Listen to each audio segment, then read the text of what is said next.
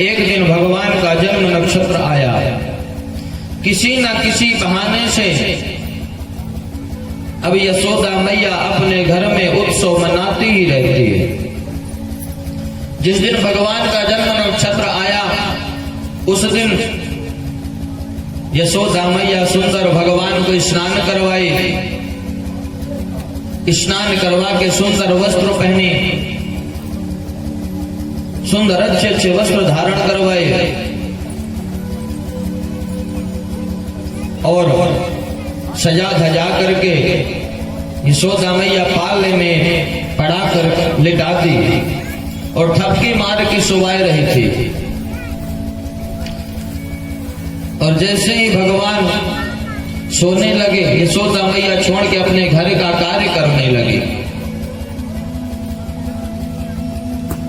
इधर भगवान लेटे लेटे करवट बदल लिए और नजर यशोदा मैया की पड़ गई। जैसे ही यशोदा मैया देखी कि भगवान हमारा लाला करवट बदल लिए, यशोदा मैया खुशी के मारे उछल पड़ी। तुरंत एक नाई को बुलवाई और यशोदा मैया कहती है, नाई लगा दे सारे ब्रज में दुहाई की करवट बदलने को बोला हुआ है। सारे ब्रज में दुहाई लगा दी गई। सारे ब्रज की गोपियां आने लगी यशोदा मैया के यहाँ उत्सव मनाने के लिए। तो जैसे ही गोपियां आई नाचने गाने लगी, यशोदा मैया कहती है, बहना अभी अभी मैंने लाला को हाल ही सुवायो है, नेक धीरे धीरे उत्सव मनाओ ताकि लाला की नींद ना खुले। गोपियां कहती हैं कि बहना यशोदा मैया यदि हमें यही कहना था तो फिर हमें बुलवाई क्यों, दुहाई क्यों लगवाई? हम तो भाई तेज तेज नाचेंगे गाएंगे खुशी मनाएंगे। यशोदा मैया कहती है ठीक है, नेक देर रुक जाओ। यशोदा मैया भगवान को पालने के सहित उठाए और नंद भवन के सामने एक छकड़ा खड़ा था, बैलगाड़ी जिसे कहते हैं। बैलगाड़ी के नीचे यशोदा मैया भगवान को पालने के सहित लिटाए दी और आई कहती है, पहना खूब आराम से झूमो गाओ, खूब उत्सव मनाओ। इधर नंद भवन में उत्सव होने लगा। भगवान के कान में वह ध्वनि सुनाई पड़ी। भगवान कहते हैं जिसके लिए उत्सव हो रहा है वह बैलगाड़ी के नीचे पड़ा है। अभी बताता हूं। भगवान रोने लग गए। अब जब भगवान रो रहे थे उधर उत्सव मनाया जा रहा, कौन सुनने वाला है? भगवान रोते रोते मन में विचार बनाए कि हम इस तरह रोते रहेंगे तो कोई नहीं देखने वाला है। जब छोटे छोटे बालक रोते हैं तो हाथ और पैर ऊपर उठा करके रोते हैं ना, इसी प्रकार से भगवान रो रहे थे हाथ पैर उठा करके। जैसे ही भगवान पैर उठाए उस बैलगाड़ी में भगवान का पैर लगा, वह बैलगाड़ी तो आकाश में उड़ गई।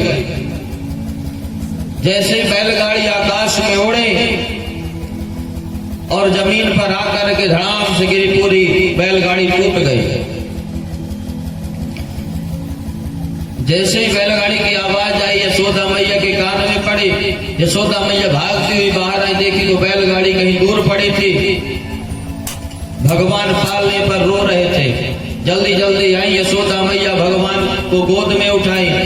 वहीं पर कुछ छोटे छोटे ग्वाल बालक खेल रहे थे। यशोदा मैया कहती हैं, क्यों भाई ये कैसे हुआ?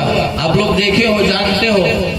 वह ग्वाल बालक कहते हैं यशोदा मैया से कि मैया आप तो उधर उत्सव में व्यस्त हो गई और इधर भगवान कन्हैया रोने लगे थे। रोते रोते भगवान को जब कोई भी लेने के लिए नहीं आया तो भगवान इस बैलगाड़ी पर इतना खींच के एक पैर मारे कि यह बैलगाड़ी आकाश में उड़ करके चली गई।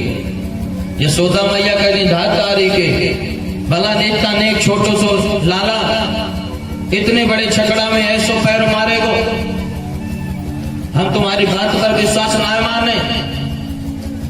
यशोदा मैया भगवान को लेकर के अपने भवन में आई, स्तनपान करवाई।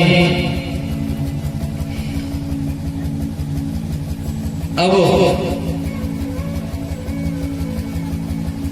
यशोदा मैया भगवान को सुंदर प्रेम करते हैं, सुंदर स्तनपान करवाती हैं।